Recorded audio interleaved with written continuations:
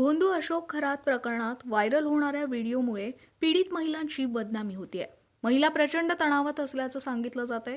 या प्रकरणी पोलीसही कसून चौकशी करतायत आणि अश्लील व्हिडिओ व्हायरल करणाऱ्यांवर कारवाई सुद्धा केली जाते। मंत्री अदिती तटकरे यांनीही या प्रकरणी पीडित महिलांची बदनामी होऊ नये यासाठी सर्व नागरिकांनी दक्षता घ्यावी असं आवाहन केलंय। IT क्षेत्रामध्ये बरं नाही, या प्रकरणाची माझ्याकडे आणखीन सविस्तर माहिती नाही, पण जर काही लोकप्रतिनिधींनी हा मुद्दा घेतला असेल आणि मला खात्री आहे की नाशिकचं पोलीस प्रशासनसुद्धा याच्यावर या संदर्भामध्ये त्यांनी गांभीर्याने दखल घेतली असेल। आणखीन महिला व बालविकास विभागाची मंत्री म्हणून सुद्धा IT क्षेत्रातील काही या महिलांसोबत जर काही चुकीचा प्रकार घडला असेल तर तिथल्या स्थानिक पोलीस प्रशासनासोबत मी सुद्धा संपर्क करून त्यामध्ये आणखीन काही कडक कारवाई करता येतील या संदर्भामध्ये आमच्या वतीने त्यांना सूचना देण्यात येतील। काही अशोक खरात प्रकरणातील ज्या काही पीडित महिला आहेत त्या महिलांचे व्हिडिओ त्या ठिकाणी समोर येत आहेत, ज्या वेगाने व्हिडिओ समोर येत आहेत त्यामुळे त्यांचं आयुष्य संसार उद्ध्वस्त होऊ शकतं, काय आव्हान असेल? नाही, खरं तर माझं आपल्या माध्यमातून सगळ्याच नागरिकांना आव्हान असेल की अशा पद्धतीच्या व्हिडिओजला कोणी प्रोत्साहन देऊ नये। आपल्याकडे जर ते त्या पद्धतीनं आले असतील तर त्याची रीतसर तक्रार त्यांनी पोलिसांमध्ये करावी आणि आपल्याकडून ते दुसऱ्या कोणाला फॉरवर्ड होणार नाहीत याची दक्षता एक नागरिक म्हणून आपण पहिलं घेणं आहे।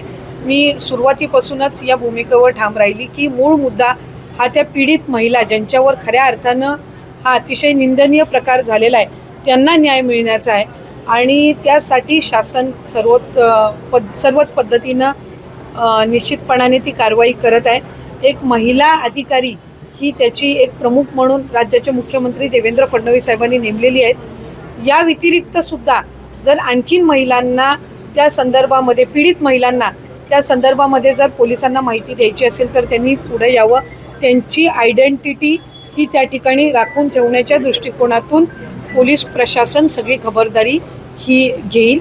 कुठल्या ज्या साईट्स असतील, कुठल्या ज्या प्लॅटफॉर्म असतील ज्याच्यावरून हे व्हिडिओ त्या ठिकाणी स्प्रेड केले जात आहेत त्यांच्यावर सुद्धा पोलीस विभागाच्या वतीने कडक कारवाई ही करण्याची सुरुवात ही राज्याचे मुख्यमंत्री फडणवीस साहेबांच्या निर्देशानुसार झालेली आहे। दादांनी एवढं पक्ष वाढवला असताना निवडणुकीची सुमित्रा पवार कोण लावायची वेळ येते काँग्रेसकडे हा खरं तर माझ्या माहितीनुसार आदरणीय सुनेत्रा काकींनी सुद्धा काँग्रेस पक्षाचे जे सन्माननीय प्रदेश अध्यक्ष आहेत सकपाळजी यांच्यासोबत त्यांनी संपर्क केला।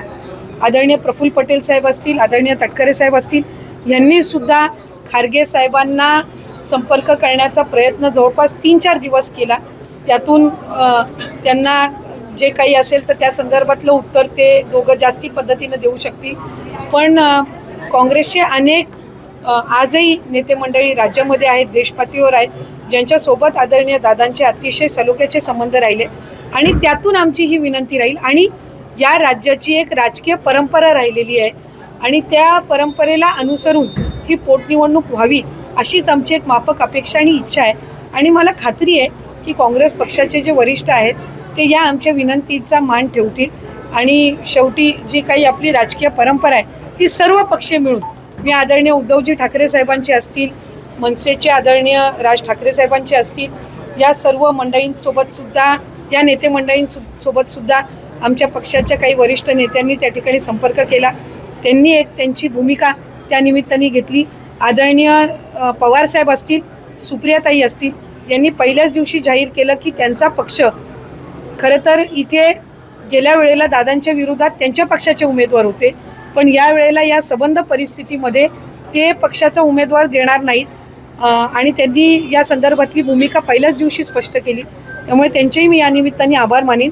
पण पोटनिवडणूक बिनविरोध होण्याच्या दृष्टिकोनातून सर्वच पक्षाच्या नेते मंडळींनी पुढाकार घ्यावा अशी एक राष्ट्रवादी काँग्रेस पक्षाची किंवा अजितदादांची कार्यकर्ता म्हणून आमच्या सगळ्यांची विनंती।